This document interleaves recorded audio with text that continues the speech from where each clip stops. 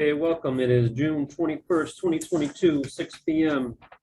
This is the short-term rental subcommittee meeting for the town of Southwick. We're going to do a roll call for attendance. Let's see, Doug Moglin is not here. Dick Utzinger, I'm here. Russ Anderson, Here. Rhett Banish is not here. Kyle Scott is not here. Randy Brown here. Alex Waite. Here. Pat Odiorn, not here, and Jackie Sinay. Here.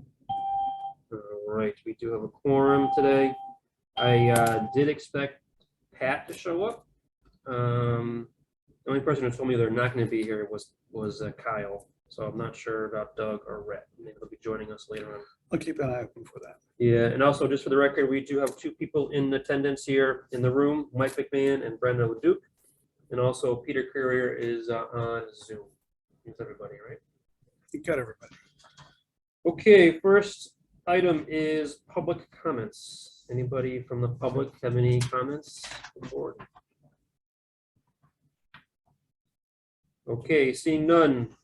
First item, action item, is the discussion of the short-term rental survey.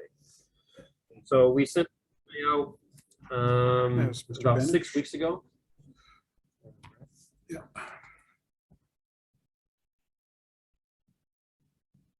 Rhett, can you hear us?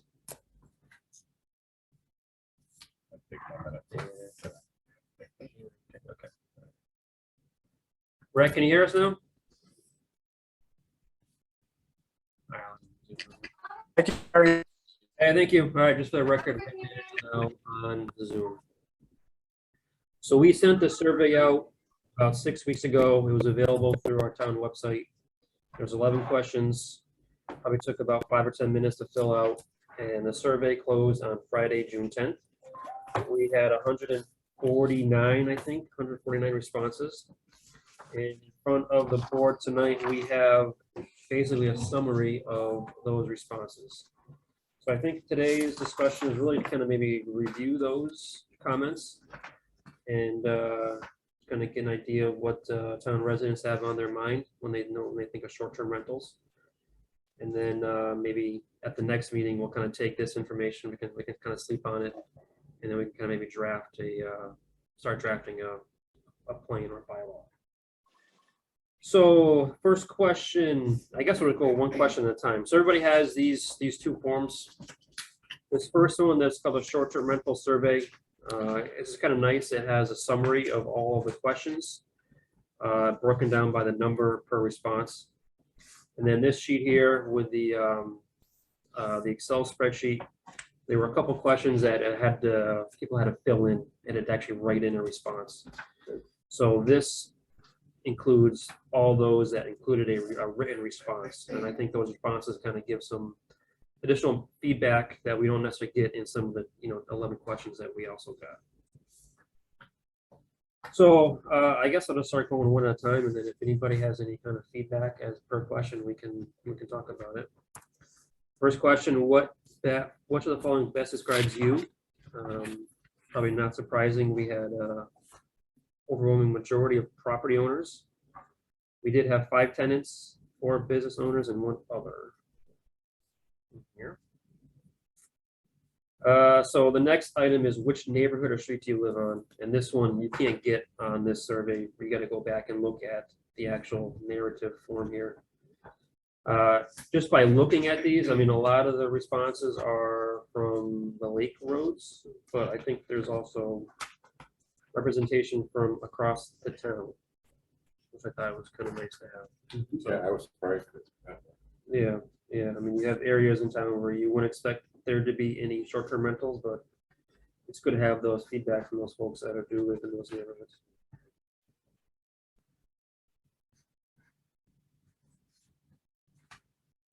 Anything else on that question?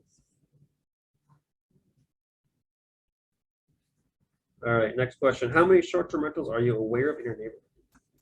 I thought this is interesting. So other response, we had 105 had none. 21 said 1. 20 said 2 to 5. And 2 people said 6 or more. So I was surprised by the 6 or more. But the one that says 1 or 2 to 5, they could be talking about the same house. They could be neighbors, And the two. you know? Yeah, the one, you mean aware of your neighborhood? Yeah, so I'm aware of one, right? My neighbor, right? Right, but the other guy on the outside, he's saying the same one he's aware of. Oh, yeah, I get that, absolutely, yeah. We're not saying there's So 3 people are 100. saying the same one. Yeah, we're not Well, saying there's 40. One of them that says they know of 6 only knows of one of the 6. There you go. So there's some gray math in there. Yeah, I was surprised that there are 6 or people are aware of 6 or more. And I did look on this sheet here, the 2 people that said they were aware of 6 or more, they were both lake neighborhoods. I forget where they were. And that's 6 separate properties? So the question is, how many short-term rentals are you aware of in your neighborhood? So to me, that means properties, right? But maybe someone misread it to I be was just something gonna else. say, maybe they were thinking it's more, rentals, like regular rentals, you know what I mean? Maybe, Like or, apartment, you know what I mean, like, Yeah, we do specify short term. well. Yeah, you would- I think short-term and long-term are very different. yeah. Well, I guess the feedback from this comment is they're out there, right? Yeah. Which we were aware of, we're suspected, so. They're out there and people are also aware that they're out there. So that's kind of feedback on that question. Any more feedback on that?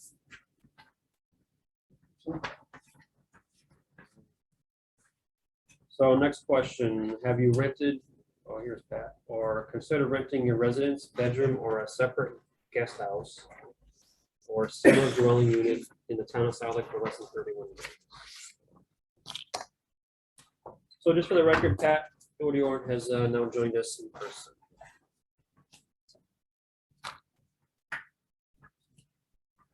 It's raining.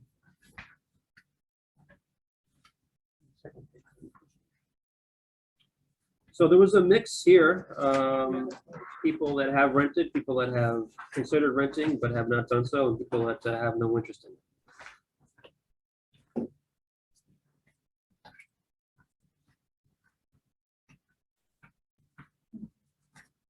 But if you, I don't know if that math works, but if you look at the 20 or so known rentals, and then there's another, depending if these are all duplicate or not, there's roughly 12 to 20 that are interested. So you're looking at 40 to 50 possible places in town. Could be potential. Yeah. Yep.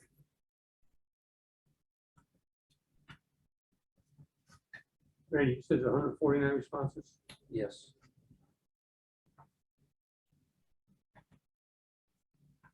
It's interesting that there were 6 in one neighborhood. I wondered where that was. Yeah, we mentioned that, so you can go by the address that was listed, and I can't find it on here real quick. I may know have they just were told the lake Yeah, that's properties. right. They were lake properties, I know that. Street. responses. So I said most of those come from something. Okay.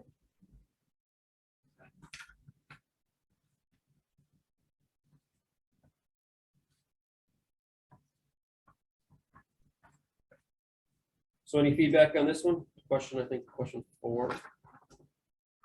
It would have been interesting. Oh, number 4. Okay. Well, go ahead, Alex. I was just jumping ahead for the last question. Have you been affected by the operation of the short-term rentals in your new neighborhood? And it says yes to 12. 12 people responded yes. Be interested to know how they're affected. So I think we're gonna get there. So hold that thought for a few minutes. Go back to question 5.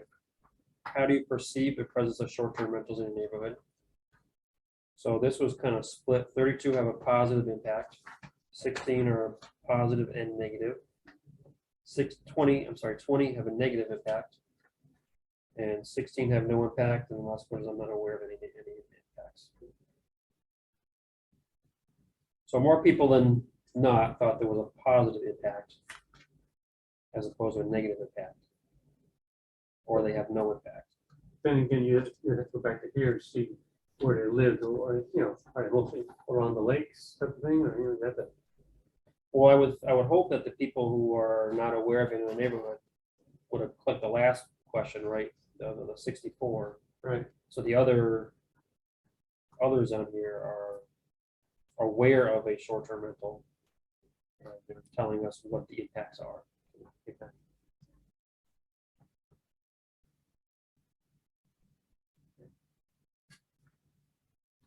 Any more follow-up on that one?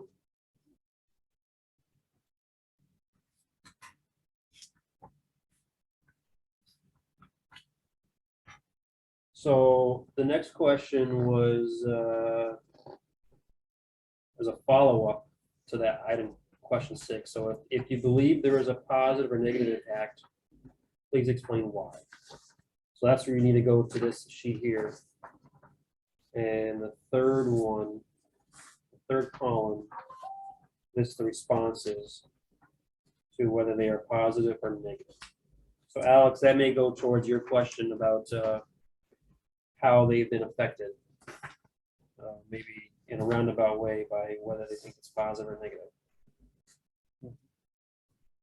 That's the thing, because if you were a renter and you know, you're gonna come back with a positive tone in most cases, I would think, because what you do, you need to find a rental license.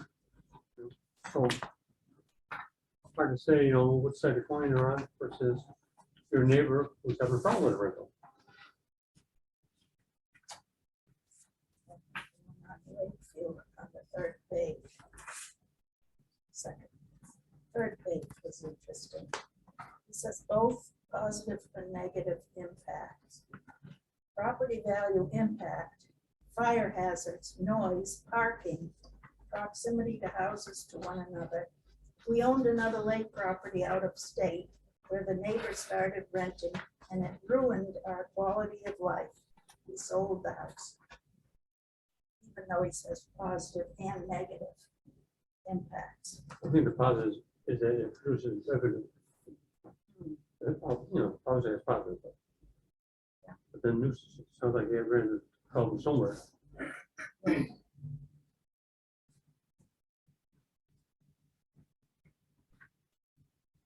There's certainly a mix of comments here, right? It's for pro and con. There's a leans more pro than con. Yeah, I would agree. They're, and I think reading these comments here in this column, third column, it's more overwhelmingly pro than con.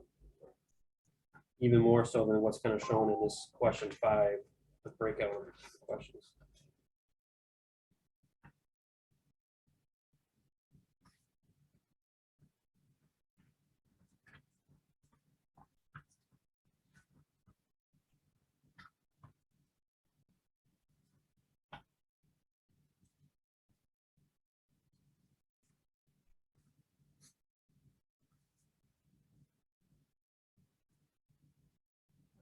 Was interesting was 2 pages on from that. We own numerous Airbnbs. The biggest thing I see that makes sense is a travel tax of $130 per rental. It takes care of additional community reinforcement, such as police if needed. Also, there is a limit of day rental, such as 3 days weekly, to avoid the one-day parties that bring in the transients and multiple parties.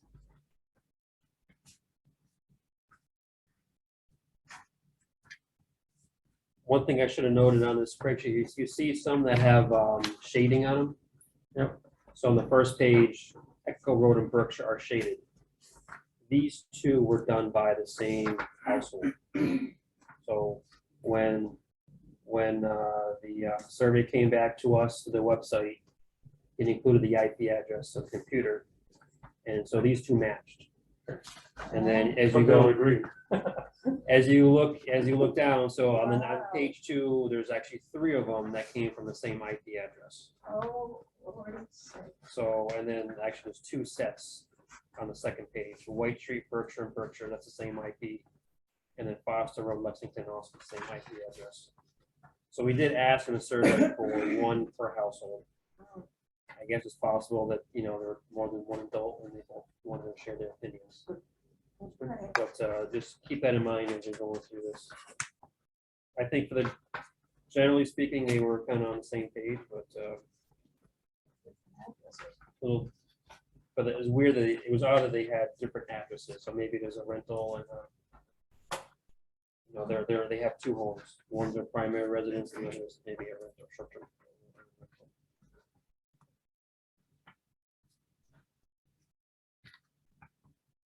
And Mr. Moglen is now in the room without a chair.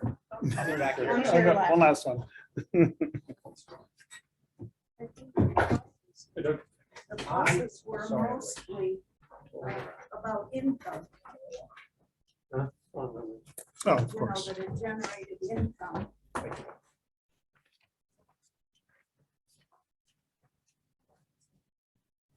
Doug, we're going through the survey questions one by one. Okay. I'm just gonna giving everyone our feedback.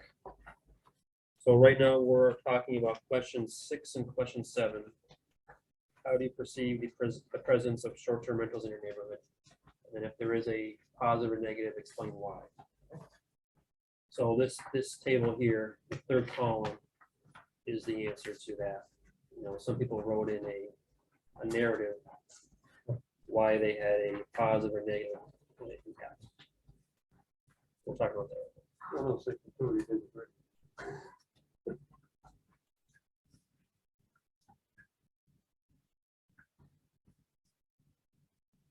You know, the ones that were negative, they seem to focus on loud noise issues. Nobody but me talked about having fires. You mean like bonfires and fire Yeah, pits, yeah. And now we know which one is you. Yes. Yeah, you didn't Cat's cover out on it. that one. Yeah, Yeah. yeah, we're at the beach, we can have a bonfire.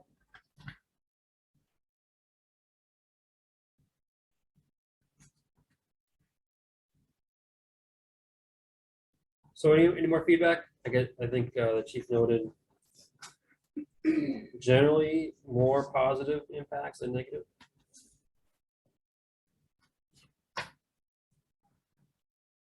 like I say, it's interesting. The positive impact of people that are renters. If you're a renter, obviously you're more in favor of doing this, because that's what you do. Yep. Rather than some Bloom Street, I prefer left, you know, but They say that, but there are a good mix of other streets, even though, you know, they really don't know of some. right. But I would think in our region with the college next door, you know, Springfield, and the ability to rent one on Granville Road may be a reality if the person so has the ability. Short term? Yeah. So just going to your point there, Dick.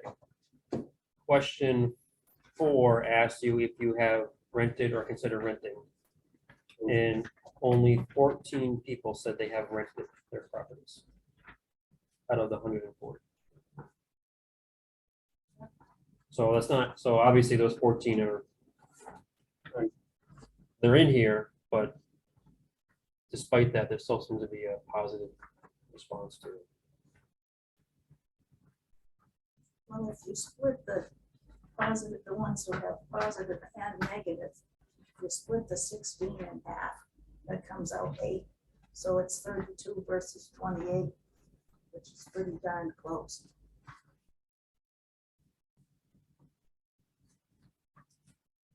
I think the interesting thing I never thought of was on the positive ones.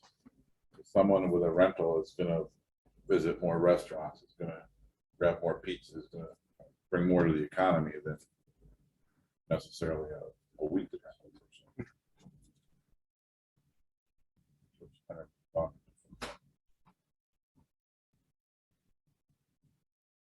Yeah, because they're on vacation, right? Not so. I don't want to cook. Right. Right.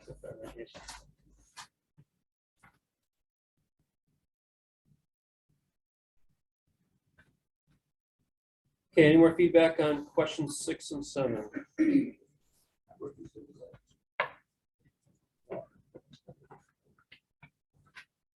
Question 8, have you been affected by short terms in your neighborhood? And 12 Well, yeses, 84 no's, 52 unsures or no, or not aware of the neighborhood. Do you have to map the 12 that says that they were affected against the question above? It doesn't, affected could be good, could be bad. Right. Negative It or doesn't really positive. tell you. Yeah. Affected, you would tend to think that that would be negative, just on the question, but it doesn't necessarily mean that. right, So it could mean that's some great people, or that the vacant house is finally someone's actually using it or staying there, and the lawn is mowed, or, you know, the trash is taken out, whatever. right. You can almost apportion that. I mean, I don't know if that's fair statistics. Class I failed in college, but you could, you know, you take that 12 and then map it onto the 32 positive, 16 negative, or 20 negative, and then I guess 16 is ambivalent. 16 is no effect.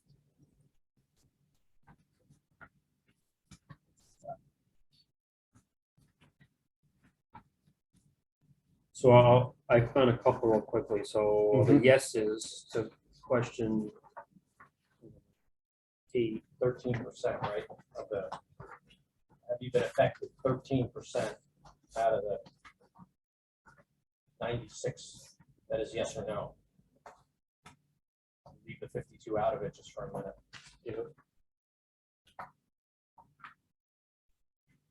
So here are the responses. So overall positive impact, allowing for housing choices or for people visiting family in the area.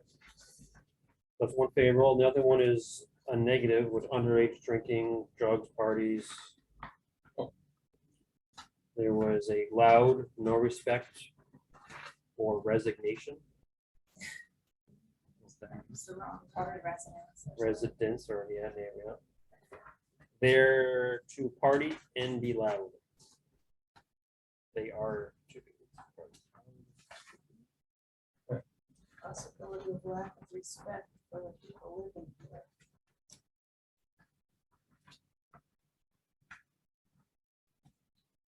Extra noise, late hours, not considerate of full-time residents. And here's good for business, groups of loud people coming from bar. That was the same. So let's yeah, it's positive and negative. Noise, parking, strangers around. Noise, frequent fires, lack of respect for neighbors. Can be a real shit show, as many are and great for those that respect the neighborhood. Positive, they are inconsiderate, at least they leave soon. Okay. Think about it, if you had a bad neighbor, you wish they would leave soon, but if you have a bad next door Airbnb, they will leave soon. That's Island Pond Road. Okay. Didn't see that. And the negative, there See it are coming. already parking issues and they trespass on others' beaches.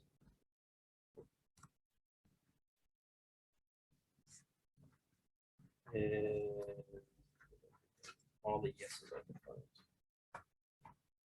So that was the impact.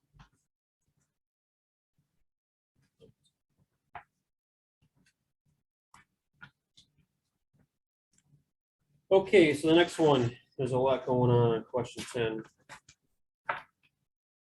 We have a category, a list of categories or items that could be considered by the town when drafting a regulation. And residents are asked whether they are extremely important or not important at all. And I won't go through all these one by one, but it was pretty much a mix across the board, really. Whether they were or were not important. It's funny, I find interesting for the individuals who own a short-term rental, they say that they find it important or extremely important for regulatory permit through the town for all those who said yes, that they own. I find that an interesting pattern. Yep. Makes you kind of wonder how come.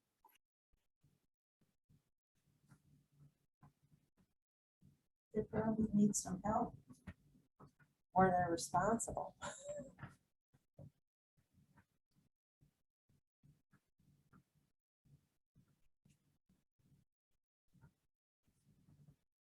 So if you look at the ones that got the most extremely important categories, one was health and safety, fire safety and building inspections, Absolutely. trash, litter, parking, and enforcement. And then if you look at the categories that were more heavily not important, they included the owner occupancy, the limit on the number of bedrooms rented, and the limit on the number of rental days.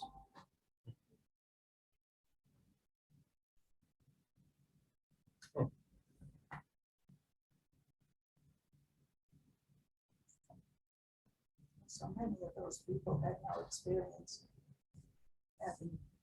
having a short-term rental here, right? They said, I don't know.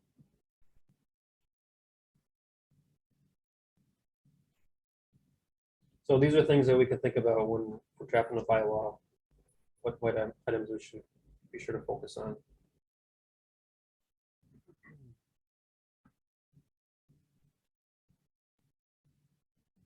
Any more feedback on it? There isn't any enforcement right now. Well, it's extremely important or important for probably 60%, 70% of the respondents. The next person, who's gonna enforce it? Fire department, the building inspector, the police? Is it in their budget to do it? I'm gonna say it's not, but I'm just saying, just added work, and, well, you know, a lot of them overwork now. There's a lot of work, added work. And yet, as town people, you're entitled to those things. Question for Alex. I saw something come through from, I forget what it was even from, I think it's the Board of Health, and it talked about a pre-rental housing inspection regulation workshop.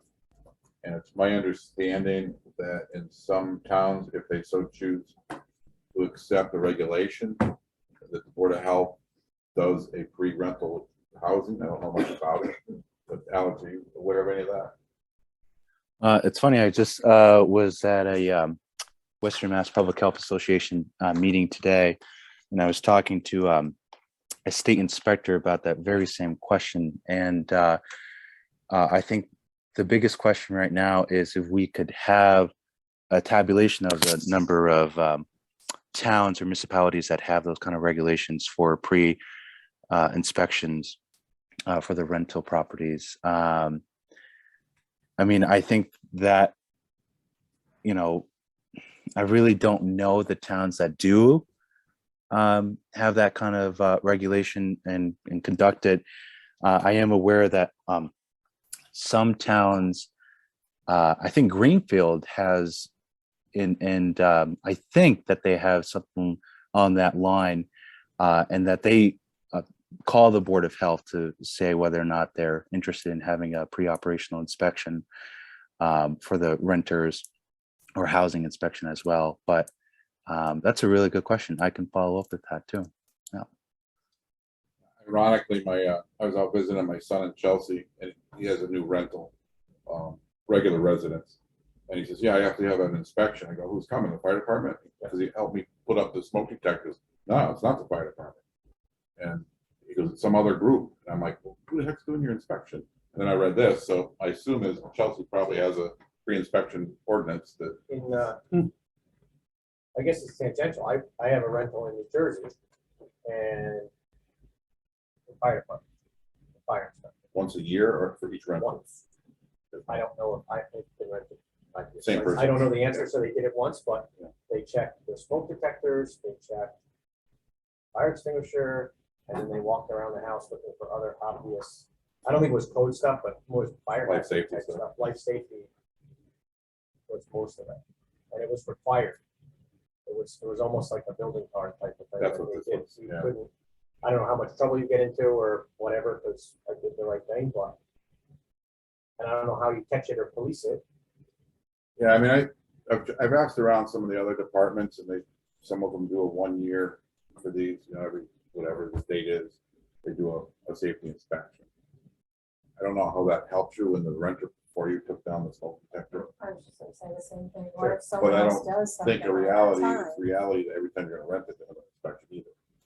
So I'm not quite sure what the answer is to that. Whether you set the baseline and then it's up to the renter to make sure that it's fulfilled what it was inspected as. I'm not quite sure. Well, you would think just for a liability factor, the renter would like to have inspected. Heaven forbid something happens, and biggest insurance company say, okay, when's the last time the building inspector here or the fire department here? You don't want that just to protect you somewhat for liability. Yeah, I don't have that answer. No. And I don't again, know they how the do it- town's gonna do that. Yeah, You but know they, what I Right. yeah, but they do it every time it gets rented, and that's a lot. Well, of I don't. Yeah. The reason for, I appreciate the line of questioning, because what I was thinking was, we don't do that today, right? If Only on a sale of a house. sale of a house, but if the house is rented, nothing. Doesn't have to protect yourself in your own house. Yeah. Right. More than Like, just families, right? Like where do you draw the line? And then Lakeview, where, you get renters going in and out all day long, but If they rented that left, take the smoke alarm off the wall first. And Hmm. let's say again, next renter coming in, he's assuming everything's okay. Correct. And we all know it's something. I'm not trying to mission creep, I'm just trying to figure out if what we do today, if it's a model that works for something on a short-term basis or not. yeah, I don't know. It also sends the wrong message, right? If we instill something on a short-term rental that we don't do on a regular basis as a matter of course.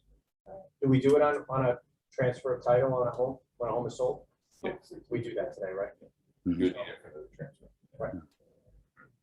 Well, that's the other part too, is that the state sanitary code has, really doesn't talk about pre-operational inspection or pre-inspection prior to habitation or, for anything in regards to occupation. So, in the lines with the legality of the situation, I think it would be really interesting to see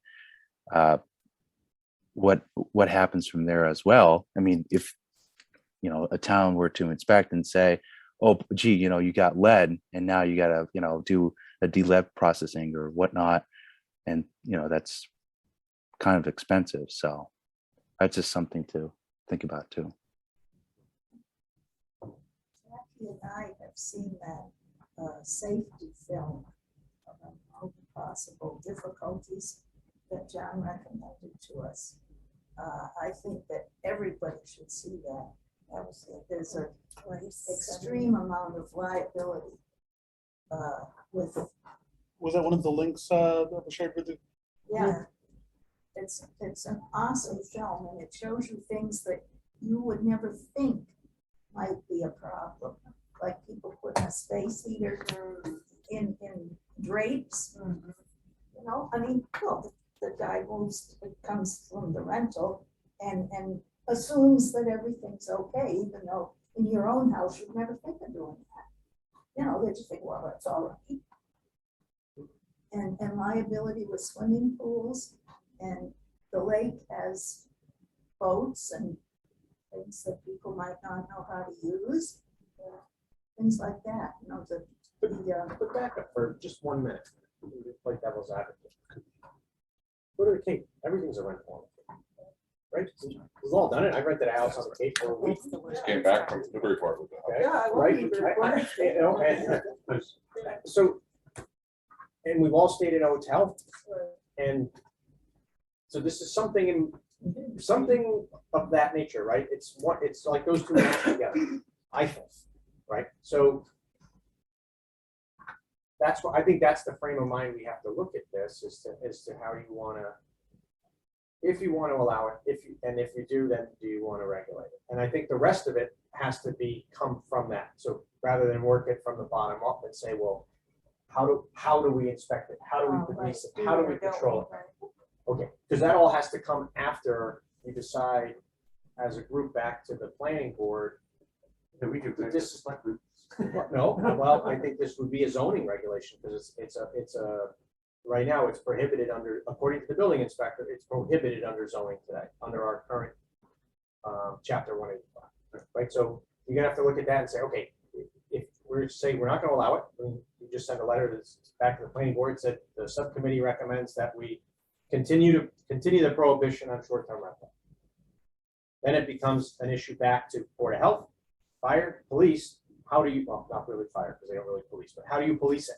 So someone does have an Airbnb listing or somebody rents it, how do you deal with that? That's up to the enforcement piece of it, of how it works. If you say then, okay, we should permit it with some kind of regulation, that's the other piece of it. And then you put together, maybe this subcommittee continues on and meets with stakeholders from those departments that are represented here and not, but to continue the discussion around a better outline of that process. And then you get into some of what you've talked about in multiple meetings now about, well, how are you going to do that? You know, who's going to do this at 8 o'clock at night? And who, I don't know. That's the discussion, just to try to get back to where we were coming from on this. But I look at it like it's not different other than the term and the process, right? And just to take it up one step, I mean, I've looked at all of these platforms that aren't what they are, but they are what they are. And allow me to explain. Uber, right? Uber's not a taxi cab, this is a platform. I don't care what you call it, right? You put in a thing, a car shows up and takes you where you want to go. But it's not a taxi. But it's not a taxi, right? You go on Airbnb or Vrbo or any of these, right? And you reserve a place to sleep, but it's not a hotel or an inn. But it's a platform, because they're subcontracting it to someone who owns said house, right? So that's the whole arrangement. But it is that, right? At the end of the day, it is that. So the actuality of it is, if you're in an Uber and the guy stacks up the car, there's a whole set of liability that comes with that. There's a whole process. If you're in an Airbnb or a Vrbo or whatever, there's a whole, if something happens, there should be a process around what happens. And I don't think there's a hill of beans of difference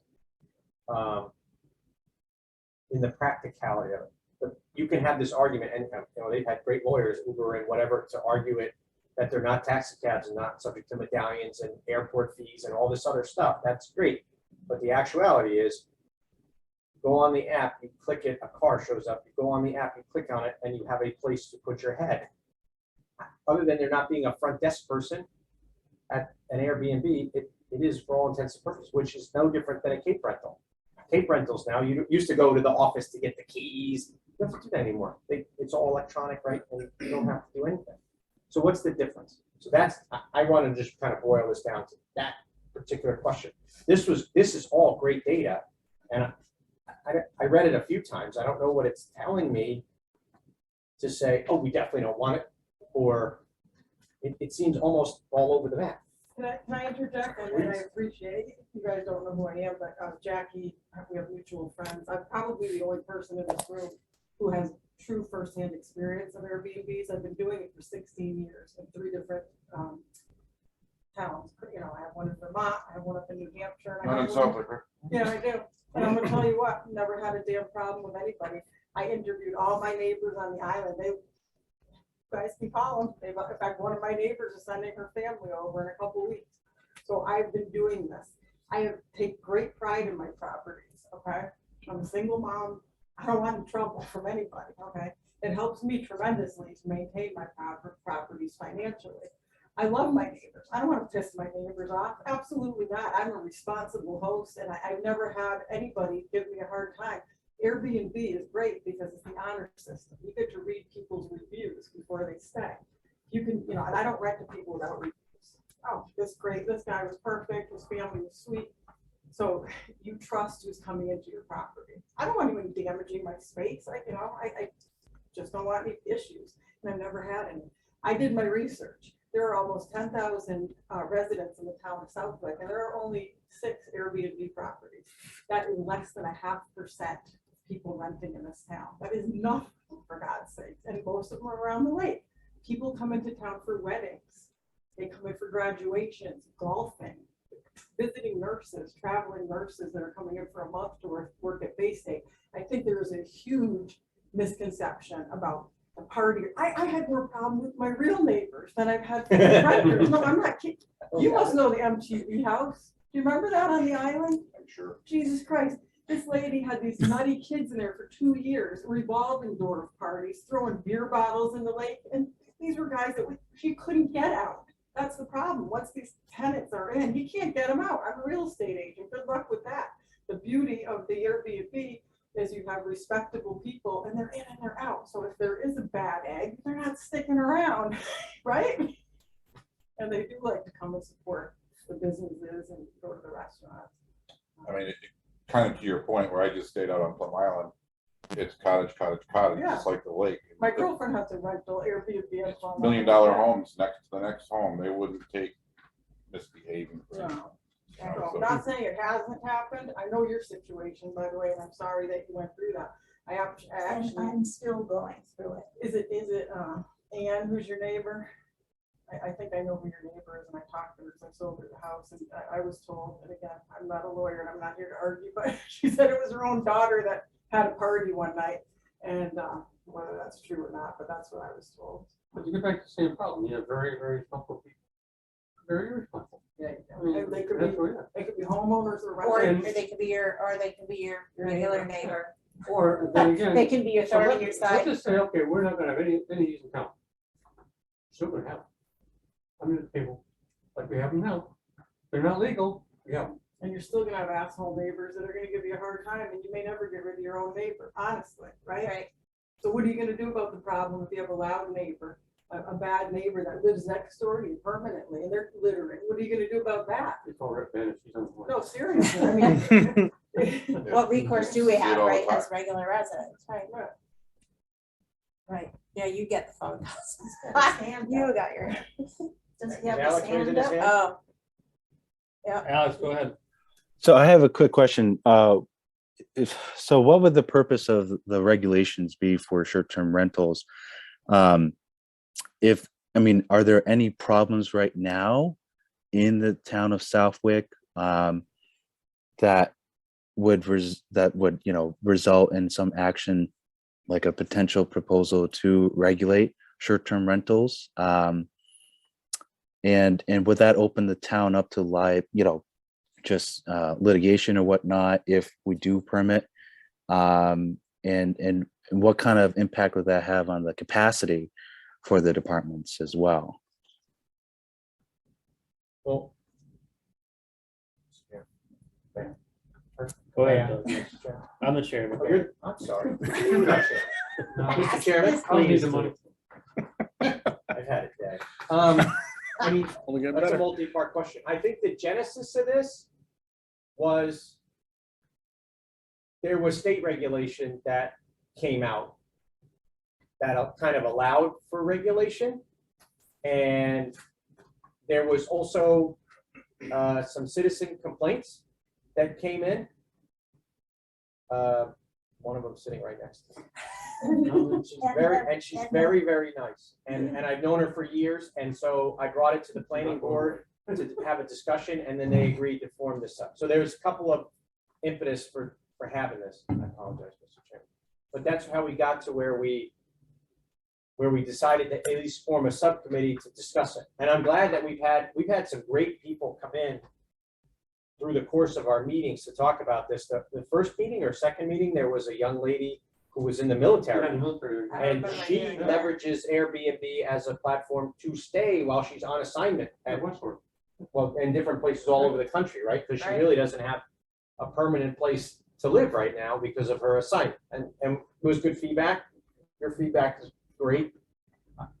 So that's how, and that kind of was what I was also poking at, was like, what are we doing here? Are we going to, we should probably as a board kind of just try to move a little bit forward. Personally, I don't think there's a liability issue. Like if we said, because the building inspector already has said no. So if the planning board then wants to go through the process of saying, we're going to allow it, it has to go through the a bylaw change voted on by 2/3 at town meeting. That's the legislative body. Now, could somebody bring an action against the town against a zoning bylaw change? Absolutely, just like with any zoning bylaw change. But as far as, does it expose the town to liability? I guess you could get into, if we allow it and there's something happens, I don't think so. Towns, it's very, very hard to sue a town around liability issues, especially if they've done common sense, common sense due diligence around it. Like today, we have a process, like we're saying, when a house turns over, there's an inspection. But if it's rented, there's no inspection, rental today. I don't think we've ever been sued for that, to my knowledge. I could be wrong. I've only been here for 20-something years, but I don't recall it. But so I hope that answers your question. Yes, it does. Thank you. Thanks, Doug. Do you know, if this might not make sense, but could you do a regulation that if you allow them, that you have to go through a commercial entity, like one of these clearinghouses? Get away from, Uncle Joe's Craigslist type of rental? I guess we could put it in a bylaw if we want to. I'm just saying, because like you bring up the point of, they're real strict on who's in and who's out. And if you're a bad renter, you're not gonna get the next one. So it helps to regulate without us regulating. Yeah, Airbnb is excellent because it is, you do get to review people. Right. So if you have a bad egg and it caused trouble, they're gonna be blackballed from the system. Right, but I don't know how you would do that commercially, propose that.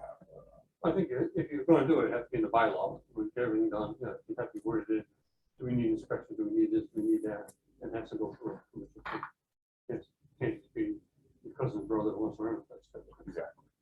Probably some of it may depend on Massachusetts law for real estate agents. I don't know what Massachusetts law is, but I can't play doctor or I can't play real estate agent or get a commission unless I've got a license, which I don't have. Is Verbo one of those, a licensed realtor? No, they're not. Good angle though. But Yeah, I can run it for the town. It's a sticky wicket, because if you start naming, Exactly. and then you could probably absolutely open yourself up for an action, right? Because if you start saying, well, it can only be this or this, I think you could, one other angle on that is, if it was interesting, and what's the basis for it? I understand what you're saying is you don't want the loud parties or the bad renters. I don't know how you screen that. I mean, Airbnb They and do, Vrbo that's what I does, but mean. Craigslist don't. And you can't start saying, well, you can have this, but not this. I don't think. Well, I would think it has to be like a registered rental type of it, not just a Facebook thing. It has to be like. But what is the entity? And I don't know if there It is. wouldn't matter what the entity, as long as it was a registered entity. Can I ask you guys something? What if, like, I have loud, my boyfriend has some neighbors on this side of the lake, and they have parties all the time, they're loud, we don't care. But what would our recourse be? Who do we complain to if we didn't like our neighbor's noise? Well, The cops, right? We have a noise ordinance. That's right. But back to that. Does anyone have we had it in the first meeting. I just don't have it at my fingertips. The state bylaw that was passed. And I don't know if they refer to those entities because they are actually paying, right? They're paying a fee to the state. Yes, no? Yes. So perhaps Register. Yes. that would be, register. that's along the lines of what was being discussed. And what the ask was, if they are a registered entity under the state and we adopt the state, something similar to what the state has, But you have that to gives be- you what yeah, we want to do. It protects us all. State tax, that's what, that much in tax or whatever. For the purpose of that, That's like what the state Uber, was. there was, the town got, I want to say it was $11.04 for our nickel or dime a ride on Uber, right? I saw the distribution report. So there was, 110 Uber rides in the town of Southwick last year or something. We got a check for $11, right? I do pay that tax, by the way, to the state of Massachusetts. It's a room occupancy tax. Right, Here we it's do 5.7% Right. or whatever. pretty big chunk out of, you're looking, I can show you guys my statements, but they take the town, state of Massachusetts. takes money. Exactly. But Right. that's the mechanism by how they register. Yeah, so I'm registered with the state of Massachusetts. You are. Yeah. And so is Airbnb or Yeah. Vrbo, or I always want to say more than one. Like we're not picking on Airbnb, because that's almost become like Yeah. Uber's become a verb. right? Mhm. And Airbnb's become a verb, but there's multiple companies in that space. But I think that might be a way to look at it, to what your point is like Craigslist. I don't think Craigslist is an entity that's registered under that law or not. But it also depends on, a lot of it's gonna depend on the owner. Right. I don't think anybody uses that kind of stuff. I know probably a dozen other renters, like my friend owns a house on Plum Island. And everybody uses Airbnb or VRBO, but mostly Airbnb, I think. I know I have people up in my condo complex up in Mount Snow, and everybody rents and, you know. This is the first time down there that the one neighbor, we rented privately through the people we knew. Yeah. But the next door was a mailbox with a barcode for Yeah. Verbo, and you just scan it, give all the information out. Wow. Well, that's an interesting question, isn't it? Yeah. So I think it looked at it, right? I'd have to go back and find it. Yeah, I didn't know, I don't have the document. It was like one of our first meetings, Those are occupancy tax, Yeah. right? but it was the actual, I thought it was the Many actual rents. law Then he and the wrote, regulation around it. Track it down and put it. on the Yeah. web link. Yeah, for sure. Yeah. Enjoy reading All I right, won't enjoy it, but it's interesting. so as a follow-up to number 10, we listed these, I don't know, 15 or so categories. There was another comments section where you can provide more information. Please describe what other standards or regulations not listed above that are important to you. So there was, It's that last this is the column. last column on here. So there was some other comments on here.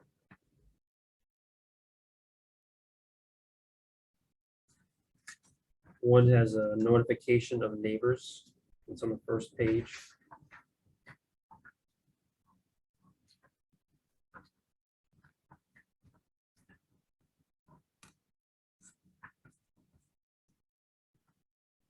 Here's their two-tier tax system again. Must be taxed in a two-tier system.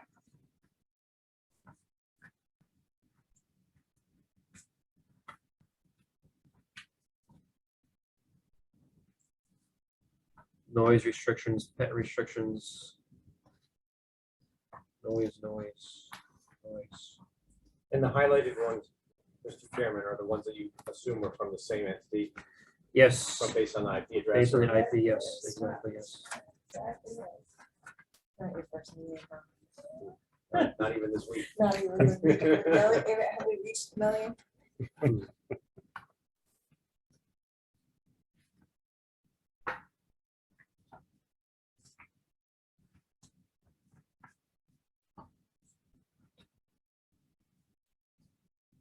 Quality of life was another one. There's one here on the last page. We rent our home on the Cape. The town does an annual safety and fire alarm check. There was a $75 annual fee to have a permit rental. I figure on the Cape, you got a lot, you know what I mean? So you probably, at those towns, they must have someone in the town that is like legit, that, It's probably dedicated for. that right, type of exactly, where you enforcement. have one person who does, or one group, Yeah, it's an annual. paid so, salary, you know, right, this- that and you bad. know exactly where you're going, right? The very last page that seemed to was interesting. It says landlord and or owners need to live in town. Yeah. So that the money doesn't go out of town. Like you just look at some of them and you say, are the tenants US citizens and are they legal documents? Okay, now we're just adding everything. Let's just add everything, because we've got dogs, noise, parking, No aliens. right? Oh, yeah. Does yours have a limit of how many days you can rent, or minimum or maximum? Most of them rent for like a week at a time, but once in a while you get a long weekend or something. I know the one I looked up when I was down there was, I think the minimum you could do is 4 days or 5 days. something like that. Everybody, you can do what you want after. Now the cleaning fees make it Oh, the cleaning fees uneconomical are- to stay less than No, that. it's true, yeah, the cleaning fees are absolutely absurd. They added a local tax to reach rent. And that's what was in part of what you were saying. There was the regulations that said that the town could add the tax on top if The they state wanted would to. collect everything and then send you. a Right, check and or send whatever, you, or, right. If they chose, right, if the town chose to Right. do it, right. That was the last question, question 11. Do you support the town considering the roof occupants excise tax to generate more revenue? So that was more no's, yeah, 52 yeses and 65 no's. 31 undecideds. Southwick is a no tax town. It's like the meals tax. They said, no, it'll cost too much. It'd be, what, 70 cents and $100 bill? Or it's the same thing like you just said about how much we got for Uber. I'm just kind of sitting there now that I realize how much we have in town. I'm like going, I'm not really sure that it's worth the $10 to the town to do what we'd have to do.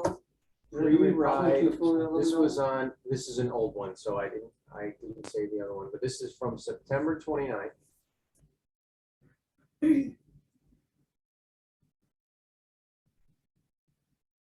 2020, so granted pandemic year.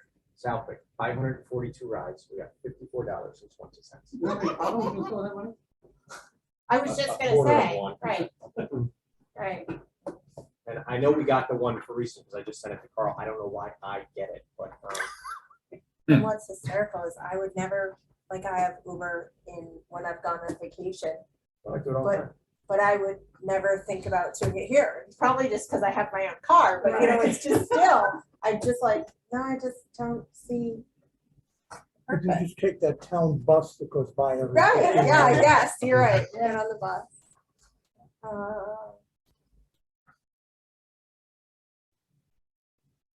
I look at how my perspective has changed from beginning to middle to end to all of this. We're going well, very Well, not tonight, but the next meeting. I think we got a You have the flavor. draft ready? Is that what you're saying? I think we got a general flavor of what the, at least those that responded to the survey, what their thoughts are. And it seems like there's more favor than not for a short-term rental option for towns. So we need to take that into consideration as we move forward here. So I think the thought process is for our next meeting, think about what we talked about here and then generate some ideas, more things we can incorporate into a bylaw. Things you want to see, some things maybe you don't want to see. And if you want to send me some comments, I'll kind of put them together for the next meeting. And we can use it as a basis for the discussion. I think as a group, I would think we need sort of some sort of direction. Are we for or against this? To give us some direction. We can do that. I know we did that, I think, the very first or second meeting, but now that we've gone through this process, maybe it's a good idea to do that again. So this is just real quick. When I looked up the MassGov site, because it kind of goes to what Doug mentioned. Short-term rental insurance, Massachusetts law requires certain insurance requirements for short-term rental property. As of July 2019, Acts blah, blah, blah, requires operators of short-term rentals must maintain liability insurance of not less than $1 million to cover each short-term rental, unless such short-term rental is offered through a hosting platform. Unless. Right. So how do you know unless it is through a hosting platform? Can you create a requirement that you must go through a hosting platform or have the insurance, but we'll have no way of knowing if we don't know they're operating? I think people have a very difficult time short-term renting without platforms available. Exactly. You know, how are you gonna get the word out? You're gonna just, you know. Craigslist. Craigslist, Yeah. right, and then you as a property owner. Don't know they have Who a- wants to deal with No- that nobody part, really is because doing you that. have no idea who you're gonna get, right? But does the town become liable if someone's renting without their liability should something happen?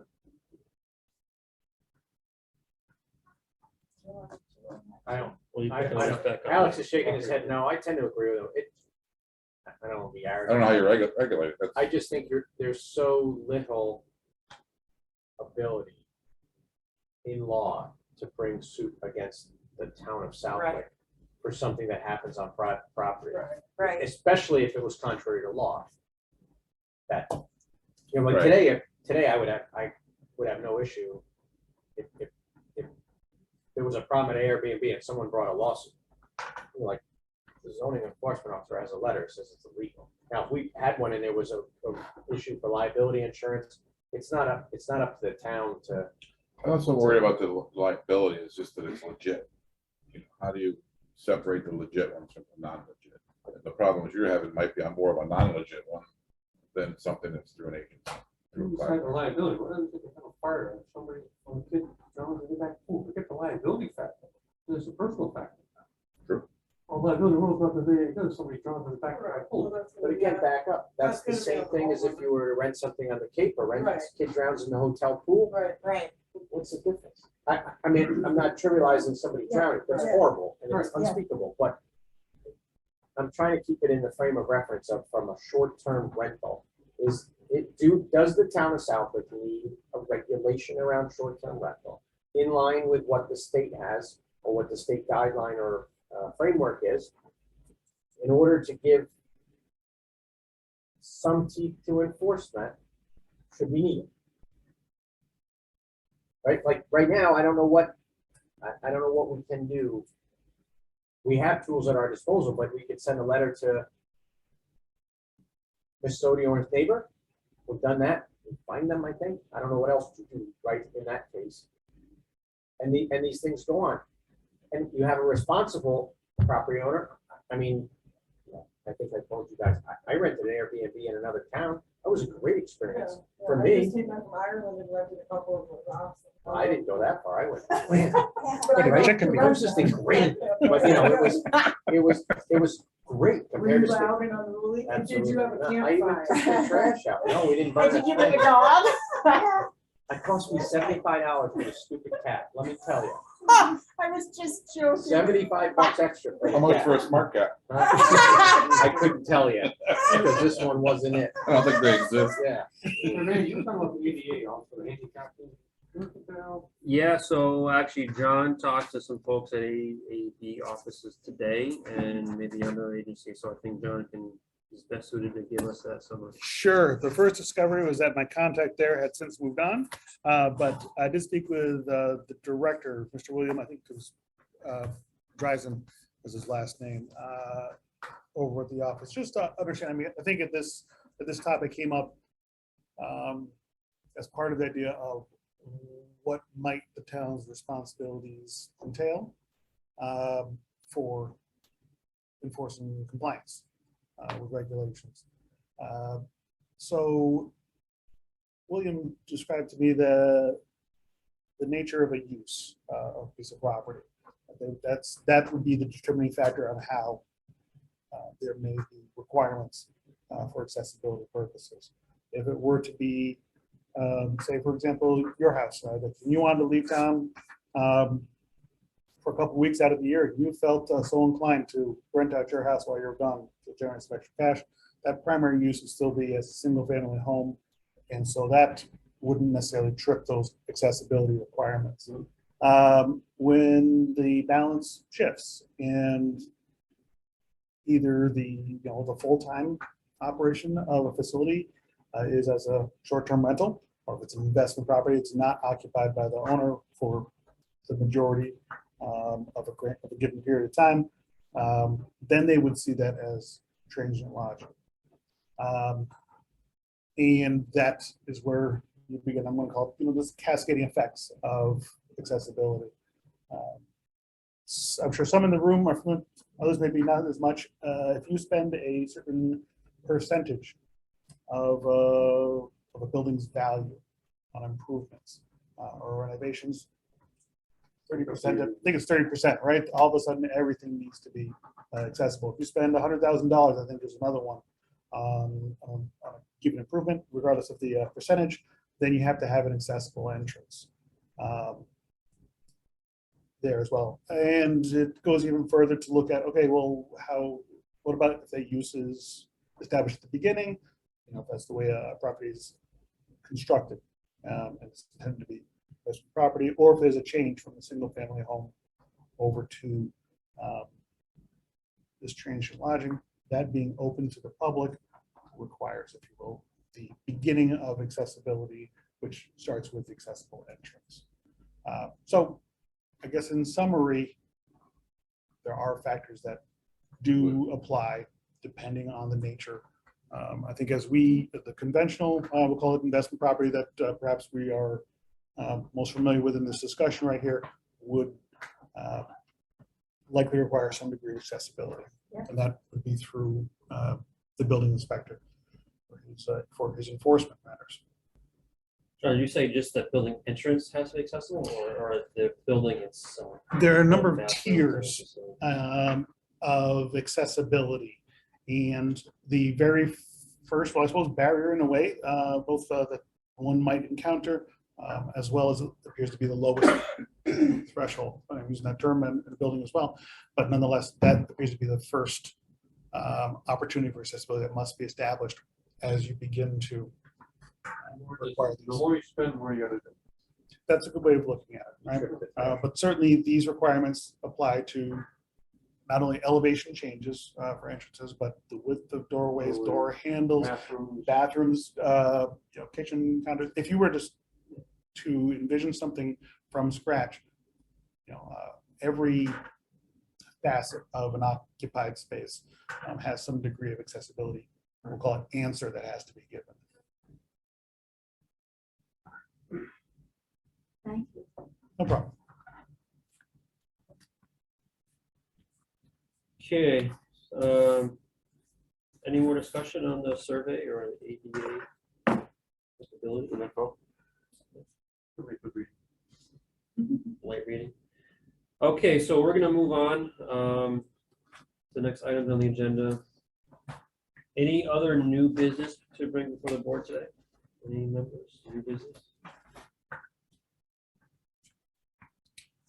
Okay, seeing none. I guess just to follow up for our next meeting, like I said, we're gonna probably talk about the regulation itself, starting from the nuts and bolts of what we want to incorporate into a regulation. So think about that for the next meeting. Routine business, approval of our last meeting on April 12th, 22. Was it up for that, John? I apologize, I don't have those printed out this evening. Did they get sent those out? I'd like to think She so. did a couple days ago, yeah, late last week. Make a motion to accept them. So moved. A motion by Dick, second by Chief Anderson. All right, a roll call vote here. Doug Moglen. I wasn't here. Abstain. Dick Utzinger. Are you okay? Yes. Okay. You made the motion, right? We'll see what's the vote. Russ Anderson. I abstained, so I was, so I don't know if I can second now. Ooh, okay. I will second. How's that? Rhett Banish. Aye. Kyle Scott, not here. Randy Brown, aye.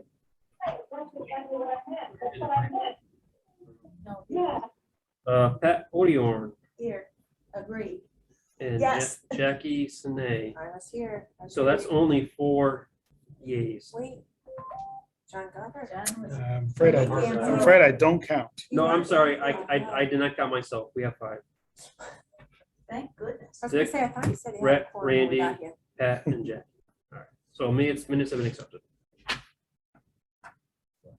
Next meeting date. Next meeting date, what do you think? So we've been meeting, I think, once a month, Tuesdays, around 6 o'clock. So what's Not that? 7. No, that's planning board time. Yes. So let's see, if we push ourselves a month out. That could be July 5th. Oh, that is a holiday week and I'll be out of town. It'll only be next week. Sorry? It'll only be like 2 weeks. Well, I'm sorry, we're on the 24th. So 19th or the 26th? Thank you. When is our planning board meeting? Are you meeting on the 19th or 26th? Of July. I'm on the wrong one. I believe it's the Or 28th 19th or No, I'm July, I'm sorry, July, yeah. of July. Do you have 1 or 2 meetings in July? 1. when is it? It's upstairs in a folder. Do you have any public hearings coming up? I don't know. Only No, it might continued be on ones. the website for those. No. Last meeting I July had, is I was completely blank. blank. Last meeting I had, I did a Zoom in Florida, I think that's 11 o'clock. Well, you could let us You know wanna- if that doesn't work. do it tentatively for the 19th and then get back to us. Does that tentatively work, people? Just And that would be the same day as the planning board meeting, if you have it. then, like, if That'll be it's fine. presumed to Even be. six- Just making 6 sure. to we 7, understand. right? Yep, okay. Kind of self-imposed. I was just gonna say, we gotta be done by We should do the 7, planning right? board Or first, just to something. move it along, it's like having the water commissioner meeting ahead of the master plan, right? Perfect. We should do the planning- we should do the planning board meeting first, how we get out of there now. Those don't even end on the same day they start. Planning board in an hour, did you say? You say planning board in an If hour? we did it first. Never happened. 11 o'clock the other night. Good thing I'll do my help before. Okay, make a motion to. Just one question, John, do you know where these minutes are being posted? Are they being posted to the planning board website or is it a short-term sub?